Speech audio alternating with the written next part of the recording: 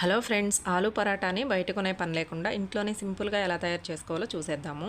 ముందుగా స్టవ్ మీద ప్యాన్ పెట్టి 2 టేబుల్ స్పూన్ల ఆయిల్ని వేసుకొని జీలకర్ర, సన్నగా కట్ చేసుకున్న ఆనియన్స్ పచ్చిమిర్చిని లైట్గా ఫ్రై చేసుకున్న తర్వాత రుచికి సరిపడినంత సాల్ట్, కొద్దిగా పసుపు, 1 టేబుల్ స్పూన్ కారం, ధనియా పౌడర్, జీరా పౌడర్, అలాగే చాట్ మసాలాని కొద్దిగా వేసుకుంటే ఆలు పరాటా టేస్ట్ చాలా బాగుంటుంది. కొద్దిగా వామును కూడా వేసుకున్న తర్వాత 1/2 టేబుల్ స్పూన్ అల్లం వెల్లుల్లి పేస్ట్ని కూడా వేసుకుని మొత్తం కూడా 1 నిమిషం పాటు బాగా ఫ్రై చేసుకోవాలి. అల్లం వెల్లుల్లి పేస్ట్ని ఆనియన్స్తో పాటు వేసుకొని ఫ్రై చేసుకోండి. నేను మర్చిపోయి ఇప్పుడు వేసాను.